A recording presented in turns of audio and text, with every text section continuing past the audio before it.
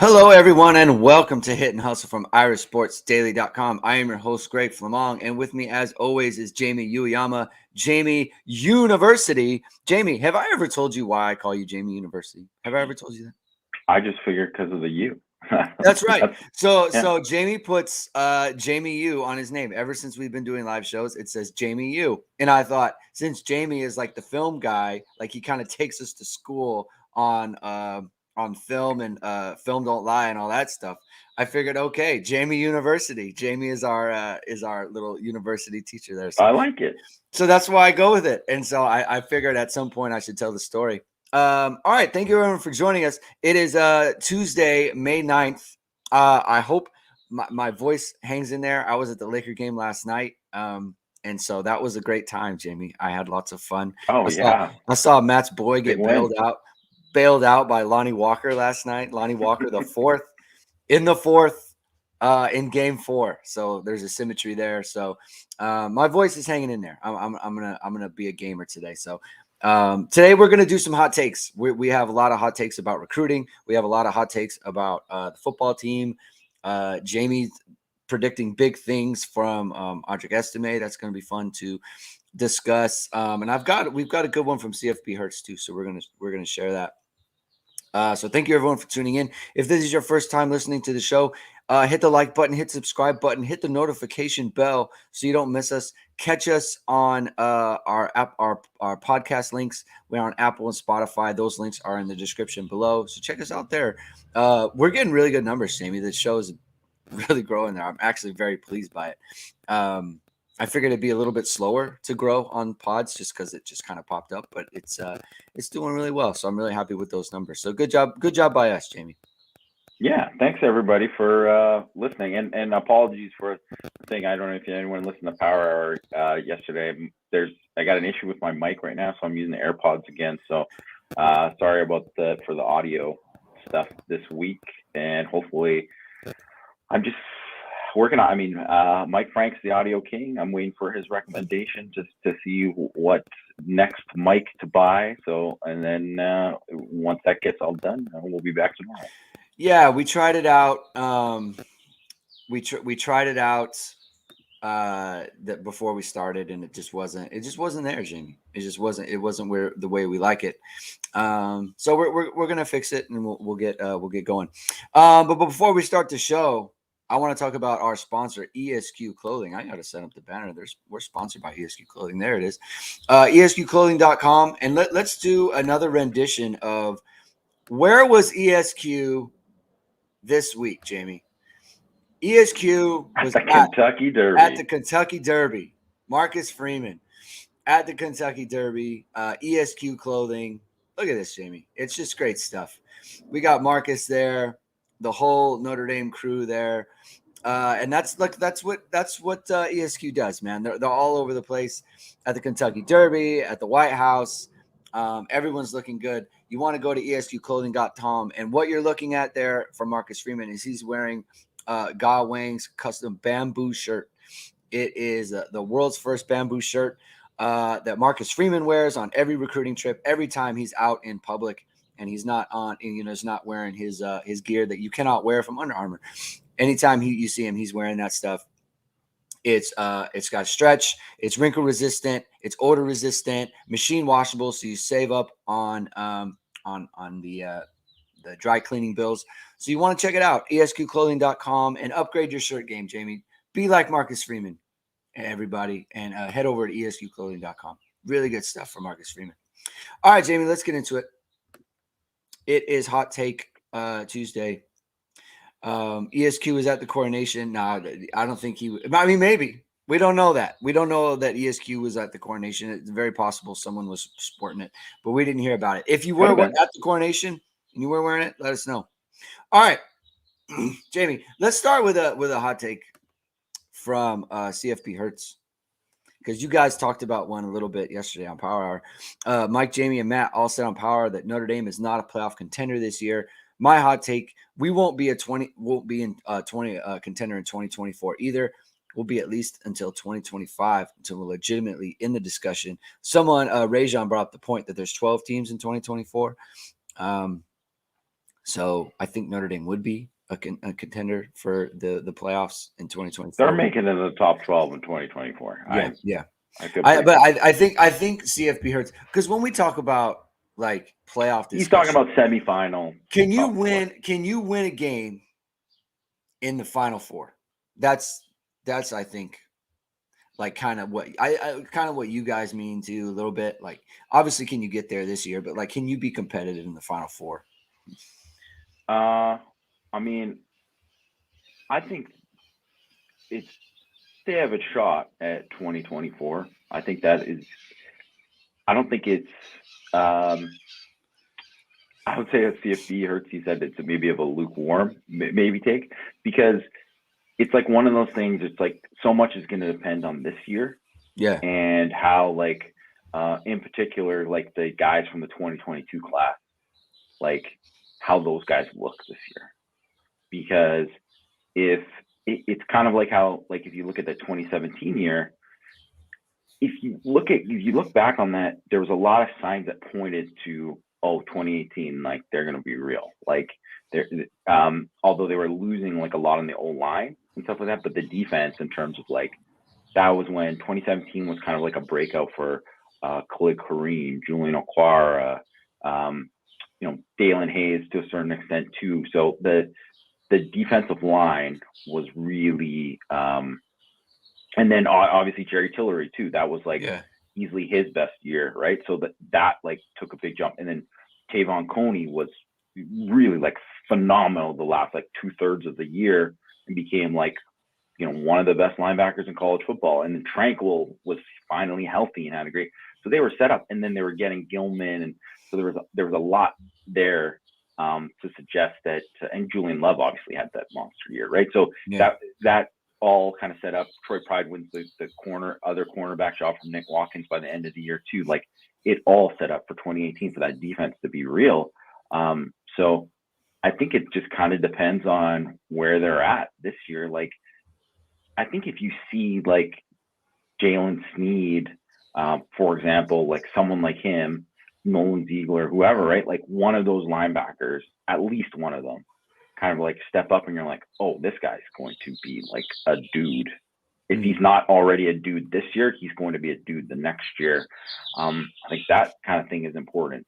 Seeing like where Gobera and Burnham, Tuihalamaka, Ford, like if these guys are kind of like, oh, they're really like pushing and kind of taking it to that next level, like, and then obviously you got like Morrison and Mickey and whatnot, and then who knows, right? That's the other thing is, are they going to have another one of these freshmen who has a Morrison type year? Yeah.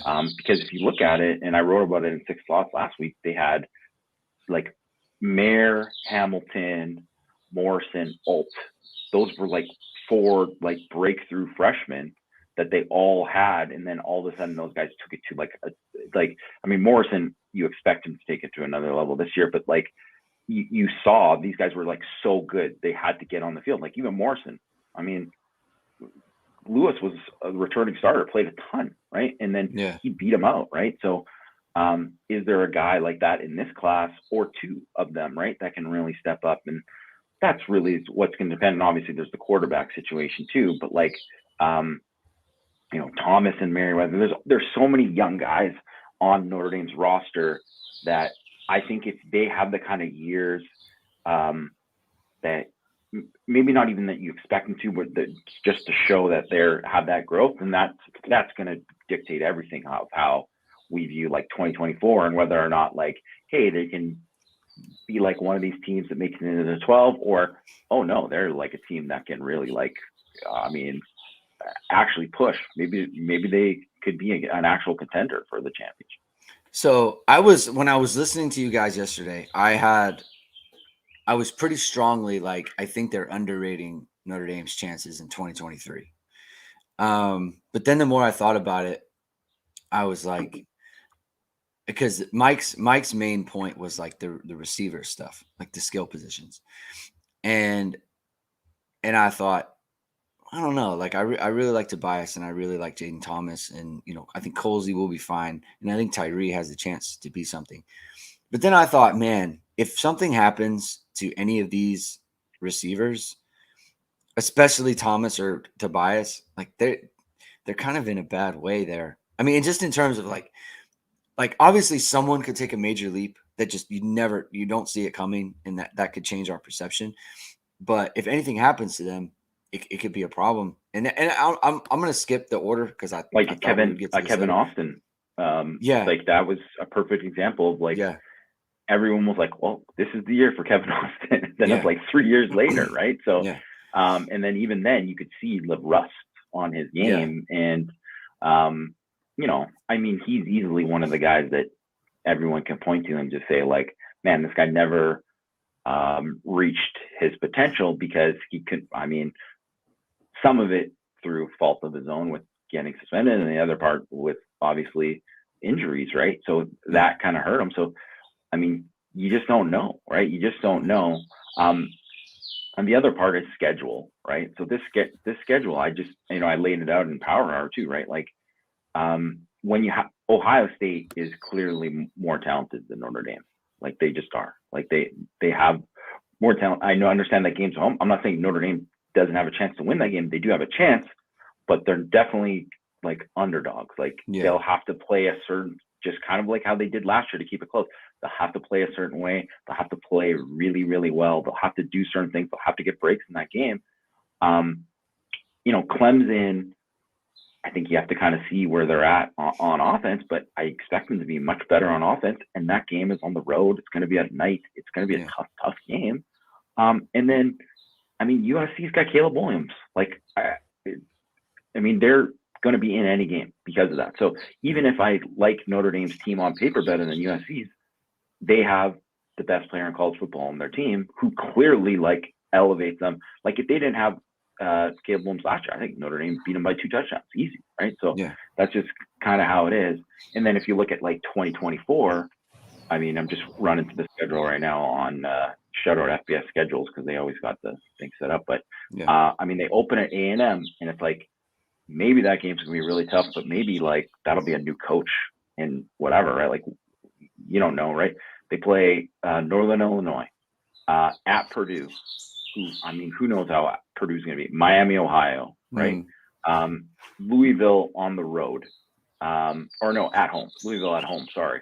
And I mean, where are they gonna be at? They played Louisville 2 years in a row. Jeff Brown. Stanford. I think they're gonna suck still, right? Georgia Tech. Who knows, but I don't think they're going to be very good. Navy, Florida State at home. Who's going to be their Jordan Travis replacement and all that kind of stuff, but they're going to be pretty good. Virginia at USC, Miami. So it's not an easy schedule, but I would say in terms of like talent wise,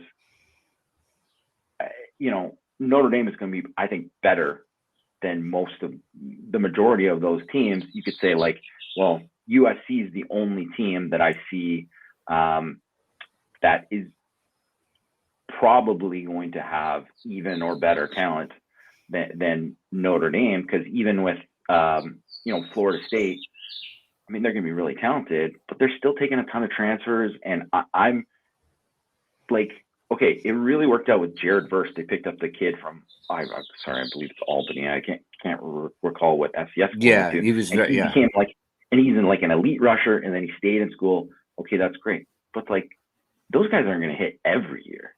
They're not going to hit every year, right? You're not always like the FCS guy who's a stud isn't always going to be a stud in the ACC. It doesn't always work like that. So if that doesn't happen, and obviously they're up, you know, upgrading the recruiting, but it's like I still like I'm not 100% sold. Like you get a Caleb Williams, it's like, well, I mean, I think the next guy's probably gonna be pretty good for USC, but he's probably not gonna be Caleb Williams good, you know? Right. Like, so there's all of those kind of things that kind of like play into it. Right. And there's two other things that are kind of like on my radar is that the big games that Notre Dame has this year, Ohio State, they have Marvin Harrison, who is like, people talk about him like top 2 pick, you know, like they'll go like one of the best receiver prospects in the last 20 years. A long time, right? So like he's the top 5 pick, we'll just say that, right? Caleb Williams, everyone says going number 1. Well, if anything happens to Caleb Williams or Marvin Harrison, anything at all, a little ankle tweak, a little anything that just look at Jackson Smith and Jigba last year. Like, Yeah. he had whatever was going on with him. He had a little bit of a nick, and that was it. Like, he didn't play for the rest of the year, and he went like 20th. It didn't even hurt him. Like, it didn't hurt his draft Although stock he could at have all. went top 10 or something, but yeah, He still could have been, but pick. it's like he's so small and he's not super fast either. So like, I think that would have eventually, like, he still went in the first round. Like, these guys don't get punished for not playing when everyone knows that they're really good. Yeah. So it's just like, I think that's like a factor that can just come up. Like, hey, Notre Dame could be playing without Caleb Williams against USC, or without Marvin Harrison against Ohio State. Josh Miller makes the point. Like, he has his hot take is Notre Dame goes 11-1 and they'll beat all three big teams on our schedule. I think regardless of whether they beat all the big teams, I think 11-1 Notre Dame can get in because they have three chances, right? If you can go 2-1 against USC, Ohio State, and Clemson, I think that's a really good resume. That's a really good resume. Yeah, I think it all depends, but I think would have a really good shot if they won those 3 games. I love this. Xander Cruz, thank you so much. Thank you so much for this. We are going to segue into my comment. So we're going to skip the order. Are they really upgrading recruiting? The Rezac offer shows differently. Thank you for putting that up, because one of my hot takes, people need to stop whining about offer lists. Stop it with the offer list. Here's what I want. Here's what I want people to do. When you see a player is offered by Notre Dame, instead of looking at their profile and where they're ranked, go to their huddle first and watch them. Watch them play. Form your decision then, and then go, and then decide what you think, right? Because here's the thing, Jamie. Here's the thing. Did you homer it for Justin Scott? No. You did not. No, I definitely and you took a lot of grief. You took a lot of grief on this for saying I don't think he's a top 50 player. You said he's not. Too, I guess. You said he's not top 50 player. So it's not like we're cherry picking either. If we see a guy that we think, I don't know, he's not rated, I don't think he's that good, or he's just not meeting it, then we'll say so. Okay, Kennedy or Locker, right? Neither of us are super high on that. Okay. Yeah. When Rezac's offer came in, I looked at his tape. And I said, I like this guy. I like the way he plays. I like his skill set. I like what Notre Dame wants him to do. And this is the thing about you and I. We talked a little about, like, if Kennedy Urlacher was billed as a linebacker, we'd view him totally different. If Notre Dame had said, hey, we're offering Rezac as a safety, I'd be like, I don't know if I like him at safety. I don't know if I like that. But since they say he's going to be a linebacker, well, now I view it a little bit differently. I think he's a great athlete. He's 6'4". He's going to be pushing 200 pounds. He ran, a 4.48 time that I think it was a hand time, but still, like, we're looking in the 4.5s there, even if it's automatic laser time. That is a good athlete. He has the size. He has range. He plays offense and defense. He plays all over the field. He's showed good fluidity with his hips and all those other things. Like, I think he's a really good player. And people talk about, like, oh, he's from Omaha, Nebraska. Nebraska hasn't even offered. Do you think right now that Nebraska fans aren't on their message boards being like, hey, why is Notre Dame after this guy from Omaha and we're not after him? Like, Nebraska fans have got to be questioning that. If there was a player from Fort Wayne, it happens all the time. If there is a player from Fort Wayne that Notre Dame wasn't on, and Michigan offered, and Ohio State offered, if Ohio State offered a kid from Indiana that Notre Dame wasn't talking to, we would either assume A, it's grades, or B, what's going on? Why isn't Notre Dame off after this guy? Right? That's what we would say. So why are we holding Nebraska football up on a pedestal that, oh, they're not offering this guy? Notre Dame offered him. Marcus Freeman offered this guy at linebacker. Marcus Freeman knows linebackers. He knows what he wants in his defense. Like, I don't care about what Nebraska is or is not doing. I do not. Okay. I don't care what any team says about it. That's so, like, people need to stop whining about the offer list. Don't tell me about his offer list. Watch him play. Do you like how he plays? Yes or no? And if you don't, then tell me why. And if you do, tell me why. But don't tell me about, Nebraska. I don't want to hear about it. I'm done. I'm done with Nebraska. Yeah. I don't want to hear about Nebraska unless it's about Mike Frank, in which case it's fine because he lives in Nebraska. Yeah. So that's it. Jamie, do you have a comment? Or the indie music scene in Omaha. Heard it's great. Okay, so I'm with the offer list. I think it's totally fair for Notre Dame fans to, when you see a ranking that's not a high ranking, or you see an offer list that's not an offer list, you know, I think it's totally fair to look at that and be like, huh, okay. But I mean, I will say that, yeah, you got to watch the film and you got to see these other things. And if you hear other things, and that's something that is, you know, I could say we're reporting that 448 is a verified by Notre Dame time. So like, that's not like, oh, we heard it. It's like, no, that's, you know, that's a report. Like, that's something that's real. So, I mean, people should take that kind of stuff into account too.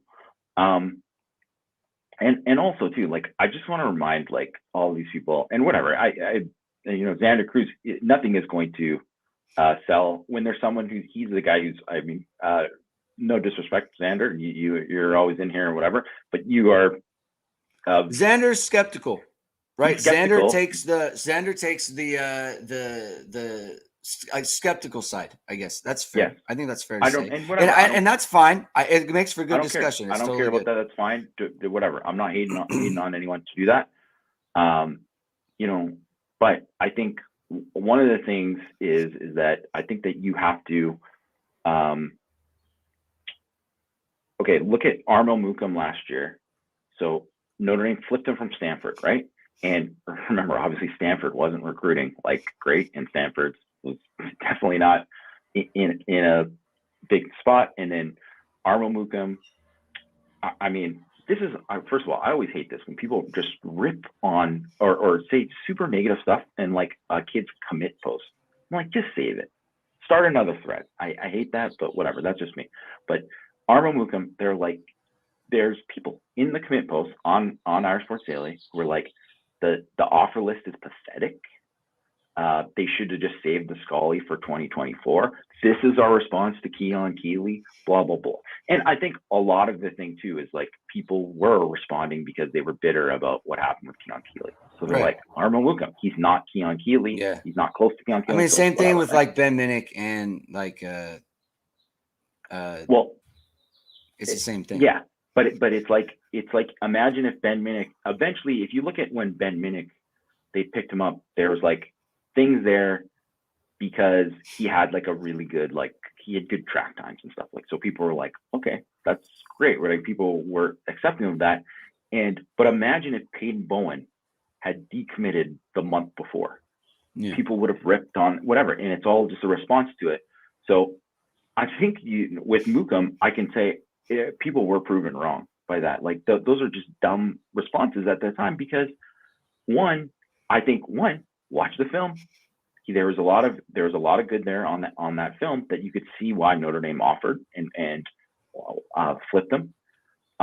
2, he was a guy who was literally like 24/7 had him ranked 1,000th at the time. You know what he finished up? 192. So I would say they were like, oh, we got it wrong. So they obviously saw, and they saw his growth over senior year. So like, why don't react to something, to a ranking and the offer list, whatever, maybe just react to what this guy is and what he's projected to be. I think that's the fair way to do it. Yeah.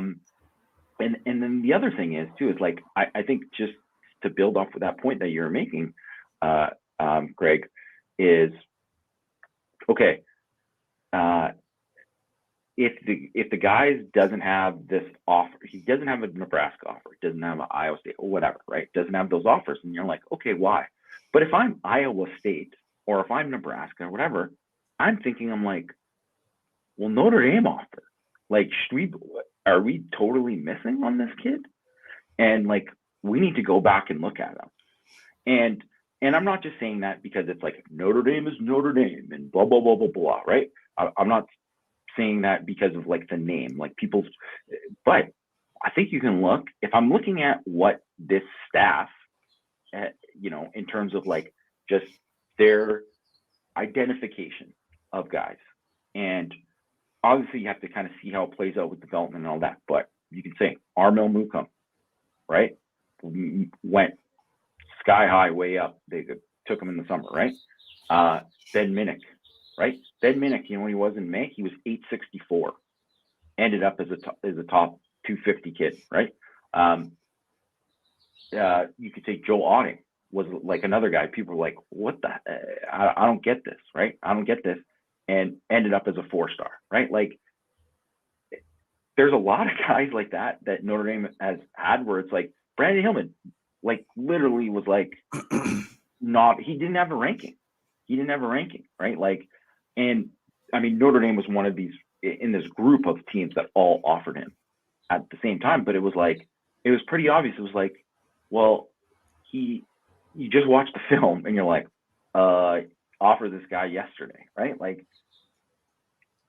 so if it's different if you don't like the film. And hey, Xander, chill here. Don't if you're gonna swear, then we're gonna boot you. So yeah, don't do that. Don't do that. Don't do that. Okay. Don't other posters. Don't do that.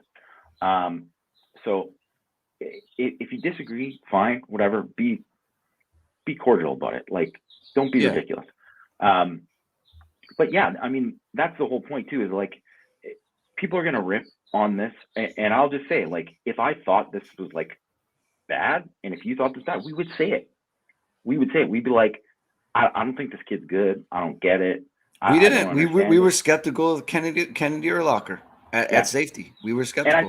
And I think Kennedy Urlacher has better offers, certainly better offers than Rizak, right? So, but if I put the two together side by side, and I just watch them, and I look at some of like the numbers, and I just see like even just small things from just like transitions and just like athleticism, fluidity, whatever, right? And even if I just didn't even know about 4.48 and 35.5-inch vert or whatever, I would still be like, this guy's just a superior athlete to, like, maybe not as physical, but he's a superior athlete to Urlacher. So I think people have to view it from all this, and you take it all into context, right? You take it all into context and you look at it, and, you know, obviously time will tell.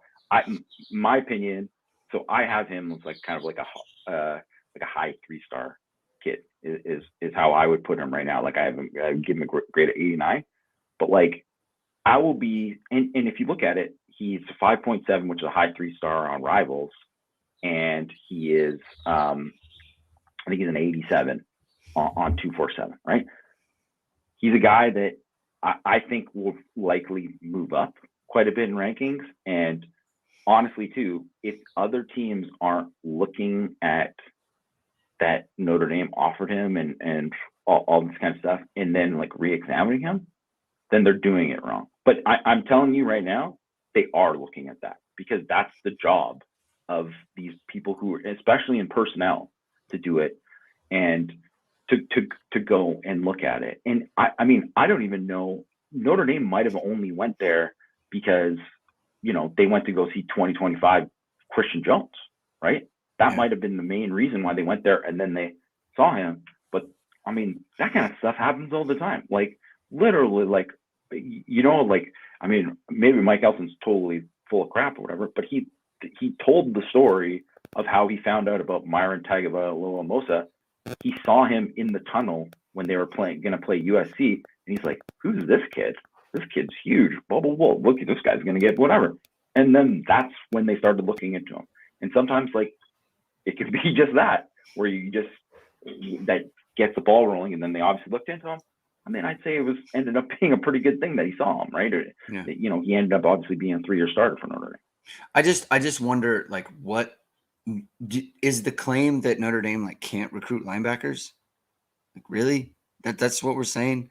when Notre Dame has brought in Drake Bowen, top 100, Jalen Sneed, 5-star, Junior Tuihalamaka, top 100, Josh Burnham, top 150. Like they can bring in guys, and then they also bring in players like Nolan Ziegler, who is kind of the same profile as Rizak, and Preston Zinner, who is the same profile as Rizak. The same kind of thing. Long athletes who are can run and have played multiple positions in high school. And now Nolan Ziegler looked really good in the middle. Preston Zinner made a couple plays in the spring game. Like he looked good. So it's like they are bringing in top 100 talent as well as this kind of athletic profile. So like to me, when I see him play, it's like I get it because he has the same athletic profile as guys they've previously taken and are looking good in the program right now.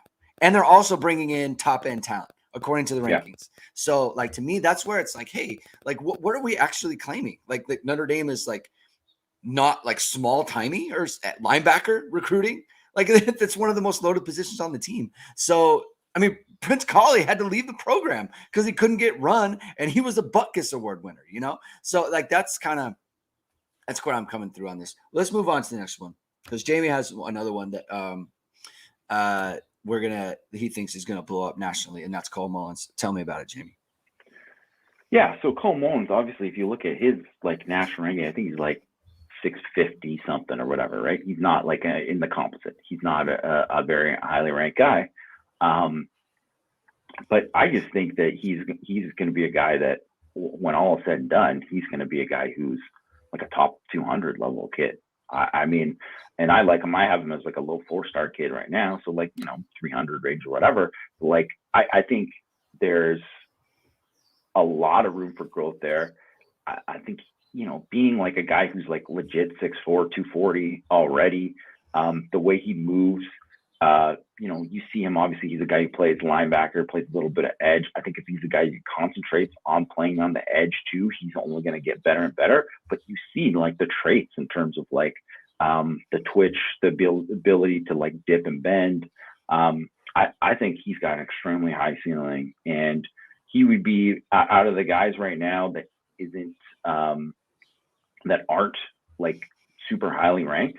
I think he's going to end up really highly ranked, by the end of it. Like, I mean, I don't think he's going to end up as like a top 50 kid, but I do think he's going to be like a guy that all of a sudden you're going to look at, oh, he's one of the better guys on defense they signed in the class. I really like him. He plays at the top level in Georgia.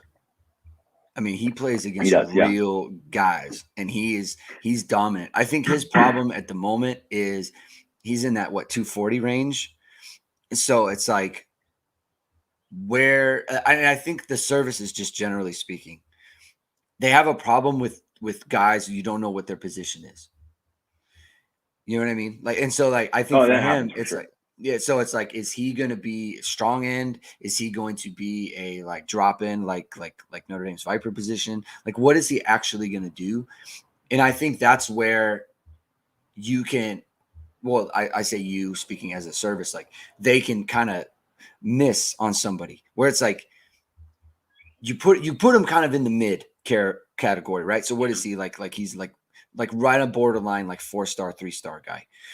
And I think they do that because it's like we don't know really is. And so I think, but when you project him into Notre Dame's defense, it makes a lot more sense, right? And so like that's another one where it's the same thing with Bryce Young. Like it's just hard to kind of project what he is, but like we look at him and we see, like, oh, this is where he's going to fit. Like Bryce Young's going to be here. We think Cole Mullins will be here, right? Bryce Young could move inside. He could be a 3. Cole Mullins could stay outside and be you could see them being on the field, the same team as like a pass rush tandem. So, there's a lot of different options. I really liked him. And not just that, but I liked his attitude. And that's one thing that there's a lot of these guys in the class where it's like Cole Mullins, Amy Kennedy Urlacher. Like this is where his utility, like he has like an attitude that like is really infectious and is infectious on a football team where it's like you come in and you're just like a butt kicker. And if you're going to come in and be a butt kicker, like that carries utility with your defense. And it just kind of carries a utility with the whole attitude of the defense as a whole and what the team is looking for. And I think that I think that there's a reason that Marcus Freeman is after this, right? Like we were pointing out, like Marcus Freeman went to go see Kennedy Urlacher himself, made the offer right there. Like there's something about the attitude of those guys that he wants on his defense. And I think that is an intangible quality that, like, I don't know about, what he sees his ceiling is or what he sees his best position is. But I think that he says, like, hey, this is the type of person that I want in my defense. And I think Cole Mullins fits that bill as well. Yeah, and I just like I'm sorry, like Sandra, you need to chill, man. Like you just every little thing. It's like we just literally just talked about this. Like we literally just went 10 minutes on the offer list. I mean, I think you can look at a lot of guys who don't have this check this box for offers. Like Ben Minich, who we just mentioned, did not check those offer lists in terms of, like, I mean, he didn't have an Ohio State offer. He didn't have a Michigan offer, whatever. It's like, just because of that doesn't mean that those guys aren't good players. Like it's not how it works. Like it's not. Well, you're asking a rhetorical question. Like, why wasn't Mullins offered by Georgia? I don't know. I don't cover Georgia. Yeah.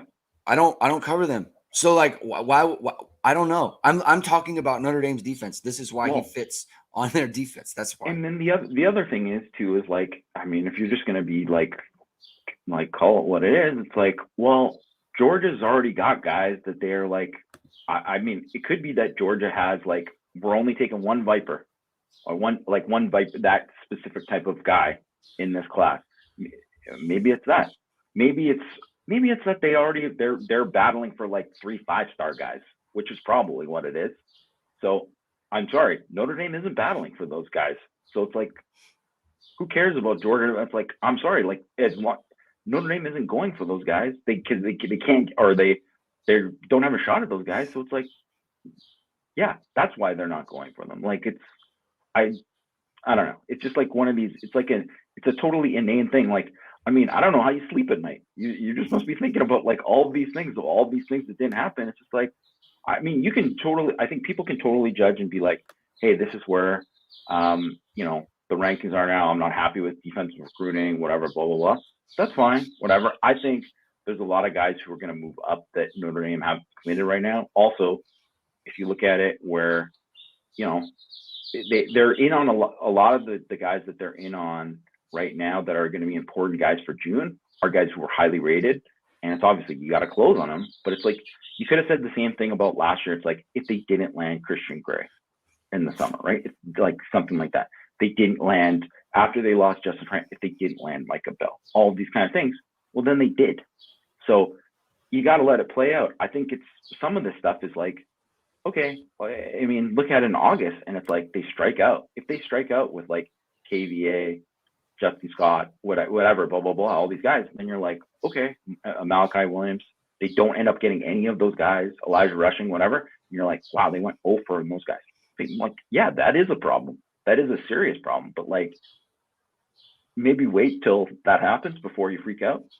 I don't know. Seems like a good idea. All right. Tony Venditelli says, a reference to Cole Mullins, he's already at 240. Do you think he ends up at big end or even 3-tech? I don't think so. I think, and this is something that, like, Mike brought up to me. You don't think 3-tech, to be clear? No. Definitely not 3-tech.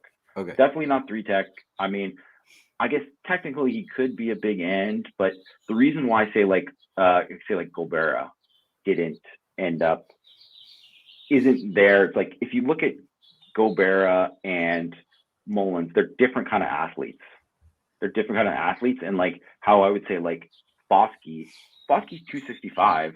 He's bigger than Justin Adaloa. Well, Justin Adaloa was playing, like, the other end, right?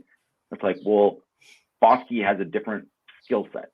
You know what I mean? Like, it's not just about size, it's about skill sets and stuff too. And, like, I do think Mullins is, like, more suited to Viper, and I would guess he's probably going to be around, a 260-ish guy who ends up playing there. And obviously it can vary, right? Like, obviously you can get a guy Like Tui Halamaka is whatever, like close to 250 now. I was just gonna say, like he's like a better fit for it than like Junior is, but like the same kind of, like they want the same things out of those guys. Yeah.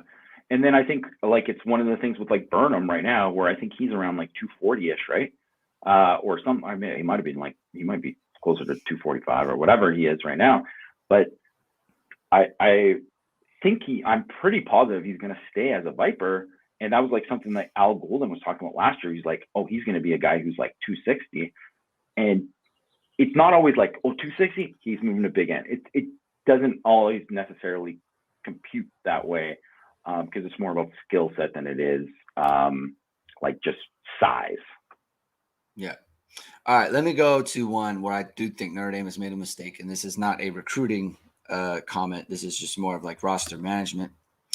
I think Notre Dame fumbled the bag at receiver in the spring. And I don't know if I'm like blaming anybody for this or if it's anybody's fault, but they entered the spring with 5 receivers. This is counting Lorenzo Styles and Caleb Smith. 5 receivers who have played serious minutes or serious snaps in college football. And then you add Chris Tyree, so that makes 6 who have played. I mean, he's played a ton. He hasn't played a receiver. But then Caleb Smith left the program and Lorenzo Styles switched positions and then left the program. Now you're sitting there at 4 again. One of those being Chris Tyree, who has never been a full-time receiver ever. And I don't have a problem with the players who are the 4 or the 3. It's just like we talked about before. If any of them gets hurt, you're kind of in a bad way. And even if you like the freshmen, as much as you like Jaden Greathouse, as much as you like Rico Flores, as much as you like Braylon James, like counting on those guys you don't want to have to rely on them. You don't want to have to rely on, like, you want them. You know what you want them to be, Jamie? You want them to be Lonnie Walker. That at some point in some game they have a big game for you, and it's like, and that's like a cherry on top, right? Cherry on top, and so like you don't want the cherry on top to be like the main reason that you're winning, right? Like that. Yeah. And so if anyone's hurt, especially Thomas or Tobias, they're just kind of in a bad way. And I'm saying I don't know the ins and outs of the decisions or whatever, especially with Caleb Smith and what was supposed to happen there. But at the end of the day, they're in a bad spot again, and it's a problem. It's a problem. They could not be in this position again, and they are. And there's no fix. Yeah. There's no way to fix it. And so it's just a bad outcome. Again, I don't want to blame, but it's a bad outcome that shouldn't have happened. Yeah, I mean, it shouldn't have happened. I think a lot of it, I think it's just bad luck. Like, I think it's just really, like, I think if you look at it, because you could have easily just said right before the swing, it's like, oh, like, Lorenzo Styles is going to figure it out, and Caleb Smith is going to be at least a guy who helps.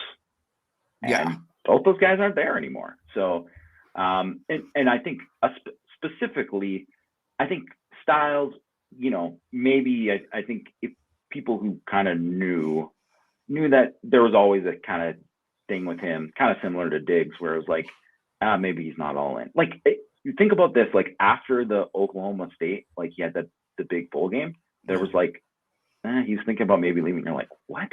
Like, dude, you just balled out and the thing, like, you could be like wide receiver 1 next year. But obviously, when that's happening, there's obviously more going on, right? So, I mean, that could have happened with any kind of situation there for him. But the fact that Caleb Smith goes from like a starter and like a pretty decent one to like, man, this guy can't get up to 3rd team is like shocking. Like, that's just doesn't happen. I mean, it's like never happens, right? So I think that kind of like, I mean, it really put him in a bind. Unfortunately, I think Notre Dame has been here before and has had many years like this recently, right? And I think really the only way to get out of it is kind of like what they've done with, they got a pretty good class so far. This year in terms of the receivers they got, and then they got obviously these young guys that they've got this year, and that's the only way is to kind of like build it up through that, because it's pretty obvious they're not going to be a team that is ever going to get being able to add like 3 guys from the portal at receiver. And the other thing is, like, first of all, there's not a lot of grad transfer receivers out there, and second of all, there's like most of the guys who are underclassmen, they can't get into school for Notre Dame, and that's just kind of where they're at. So they're kind of just stuck. Yeah, they did. I mean, they did fumble the bag, but it's like kind of like I don't even know what the solution was with it, because I mean they signed 4 receivers. Like, yeah, it's one of those things where it just can't happen. Like like, so when I was, and I'm saying this because it got thrown in my face as a player. Like, one time I ran a route and I went up to catch a pass and I slipped and I fell, and the DB intercepted it, and coach was like screaming at me, and he's like, and I'm like, I fell. Like, what do you want? And he's like, you can't slip. And to me, this is like you can't be in this position. Even if it's not your fault, you can't be in this position. Like, it can't, because it just really hurts your ability to be a great offense. It really hurts your ability unless everyone stays healthy. If everyone stays healthy, and I know that, then I'm not concerned. But the fact is that people always get hurt. It's football. People always get hurt. There's always something that happens, and it just really hurts. It really hurts their ability as to reach their potential on offense, to maximize Sam Hartman. It's just kind of a bummer. It's really a bummer on that front. But hopefully there's good health, right? Knock on wood. Like, look, the 2005 offense with Samardzija and Stovall, like, those guys miraculously stayed healthy the whole time. And they would have been. They would have been in so much trouble. They would have when Reba McKnight got hurt, right? Yeah. And then that was like, well, these 2 guys better stay healthy, Samardzija and Stovall, and they did, and obviously they were both fantastic. But even if you look at that beginning of that season, before the season, because obviously Samardzija had a huge breakout in the first week of the season, but before that season, if you would have said, well, Reba McKnight is going to get hurt and he's going to miss the season, you'd be like, oh my, like, he was going to be there. I mean, Stovall was like pretty unproven as well. Stovall was kind of like Colsey. Yes, he was. Yeah. So. Stovall, I mean, if you kind of look at it, Stovall was, yes, it was like almost maybe a little bit more leaning towards Claypool, like in terms of him having the breakout at the end. I mean, he's a better athlete than but but I just mean, like, in terms of like, big guy, really kind of had this explosive last season. But yeah, there was like it could have been dire. Tough. All right, let's move on to the next one. Summer camps, Jamie. Notre Dame's going to land guys at summer camps. Let's talk about it. Yeah. So, well, I mean, I'm not just talking about, I mean, I think 2025, it's obviously big, right? It's going to be big. Like, if you look at Irish Invasion last year, think of how important that was for Notre Dame. Like, if you look at where Notre Dame's commits were at that time, they did not have CJ Carr, Cam Williams, Aeneas Williams, Jack Larson committed, and those guys all were at Irish Invasion, and they ended up in the class. Like, I mean, Carr committed shortly after, same with Williams and Larson, and then Aeneas eventually. But, like, that was like a huge, huge deal to have all those guys. And then I think, like, I mean, if you can say right now too, if Caleb Beasley if they end up flipping him, I mean, he was a really important guy at that camp too. So, so it's going to be important, and you look at that was like the basis for 2024. So it's going to be important for 2025 Irish Invasion. Look out for that. But I mean, I think if you even look at it last year, Auding, who they offered before, but they worked him out, and it was like 100% he's a take when they worked him out of camp. And then that was what they ended up with Auding there. And then Minich was another guy right? Who they had at camp and worked him out at camp. And he was the guy that ended up obviously in the class. And I mean, with how things played out, he became like a very important player in the camp. And, you know, by all reports, had a pretty good early enrollee spring, right? So, so I think you're looking at it this year, and I think with where Notre Dame's at right now, you know, Ash and Craig, they got the year before too. One, I won't be surprised if there's, I mean, I think someone asked like at the very beginning of the chat, sorry, I can't go back. Someone asked about like how, you know, if Notre Dame would take all these guys, it was like Prescott, Lambert, and Bricks or whatever, right? I got it. Matt McCarthy. Okay. Yeah. I didn't forget about you, Matt. Okay. Yeah. Thanks for this question, Matt. So I know this might not be the best OL cycle, but let's say Lambert, Prescott, and Bricks all want to come. Would you take them all? And I would say no. I wouldn't take them all. I would take 2 of the 3 if they wanted to come. I don't think it's a good. I don't think it's a good class. So it's like I think to take 5 in the class, I think it would be not good. You know what I mean? And I think to me, like even Lambert, if you say like, you know, because he's the highest rated guy right now, and I like him. I have him rated higher than Prescott and Bricks, but it's like he's not a can't miss guy. Like he's not an absolute like you need to you know you need to save a spot for him the whole way. I just don't view him in that kind of sense. And you know, and I mentioned in the thing I wrote yesterday, my scouting notebook, that like this O-line class, they don't have there's no guy who's a unanimous top 50 guy in the entire class. Like there's no one. Like 24/7, their top offensive tackle in the thing. So a guy they have is like a 5-star, is a 3-star on 24/7, right? Or on 3 has it. Sorry, excuse me. Has him as a 5-star. He's a 3-star on 24/7. 4 of the top 10 guys who are all like elite guys on 3 are 3-stars for 24/7.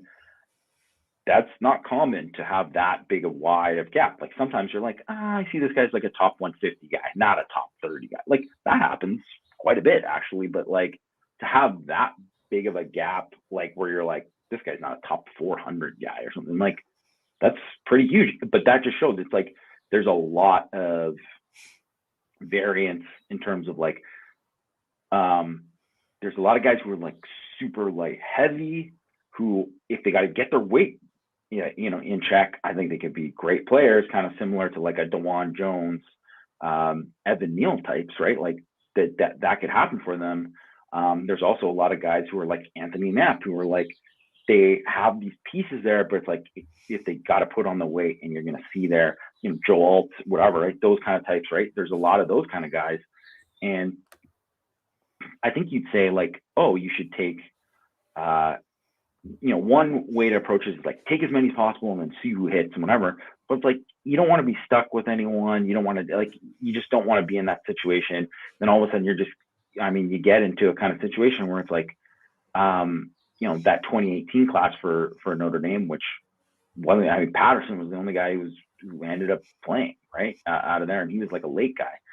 So I think there's a good chance that they're going to, specifically for Joe Rudolph, there's a guy that they're going to, they'll bring old lineman to camp, and I would think there's a good chance that there's going to be one of those guys that ends up being like, oh, this is a guy we should take after you see him in person, they work him out and all that kind of stuff.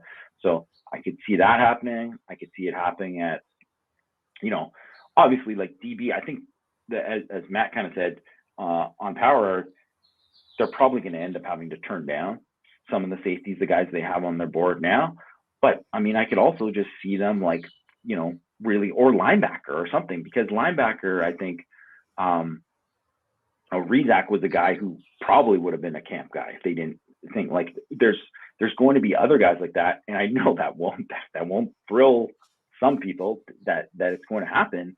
But I also think that's, a lot of times you can find like really good players and guys who can like, be, important parts of your program, even if they're not like studs, no doubt studs. Like, because if you look at like Notre Dame's recent history of guys that they've offered as rising seniors, I mean, obviously, like a guy like Drew Prankel's a guy who worked out of camp, Eifert, whatever. Those are like kind of further back. But like even after that, they're just guys like Jonathan Bonner, who like, I mean, no one's building a statue for Jonathan Bonner, but he was like a very solid rotational player who ended up starting when they kind of needed him. Like there's going to be other guys like that who can play and maybe even be better than those guys too, right? So I think that's going to happen in the class, and I think it's probably likely. And I think in this case, specifically on the offensive line, I think it might be actually even be better.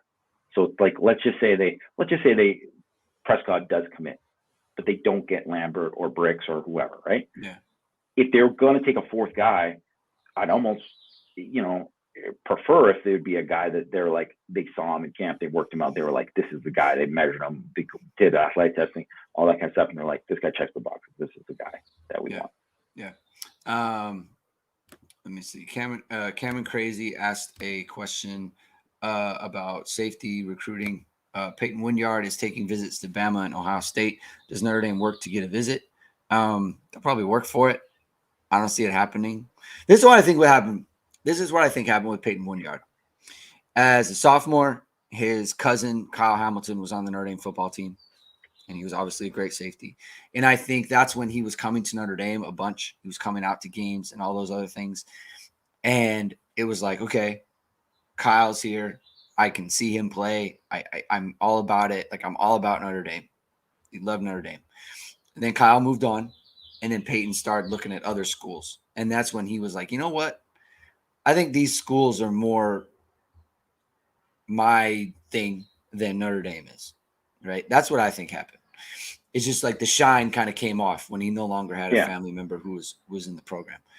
And that's just the way it goes, right? Like that's just kind of how it happens sometimes. They'll work for it, right? Because he's been connected to them before. But I don't see it. I think he's going to end up at Bama, Ohio State, or Georgia. That's just how I see that playing out. But they'll definitely try. I am like Matt keeps talking about Notre Dame like turning down safeties.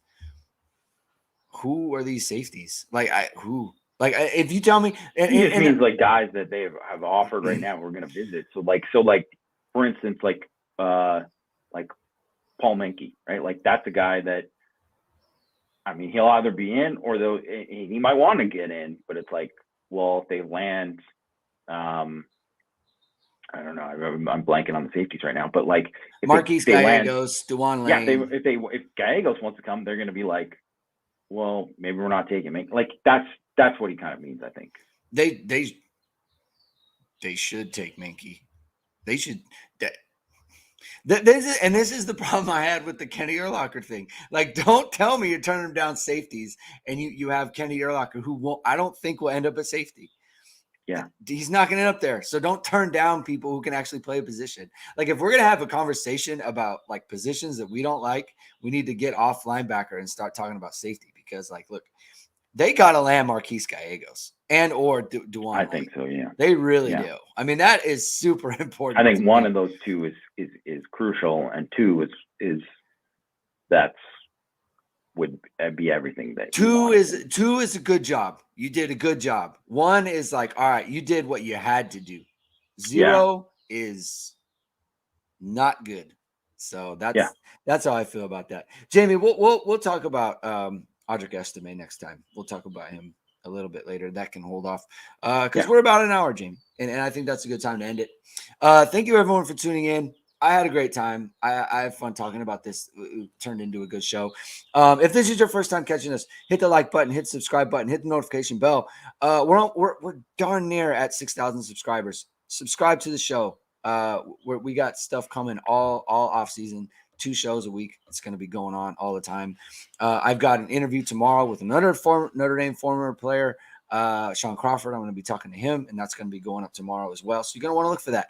I'm telling you, people don't like player interviews, and I think it's because they don't really get in depth in things. And I'm really working hard to like get in depth with these guys and find out what their experience is like, what it is to be a Notre Dame player, and all those things. So I really like the Notre Dame player interviews. So check it out tomorrow. It's going to be out tomorrow. Talking to Sean, it's going to be a great time. So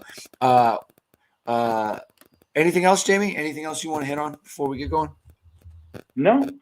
I think it was a good show. I think we covered a lot. Cool. All right, everybody. Have a good rest of the day, and we'll talk to you again on Thursday.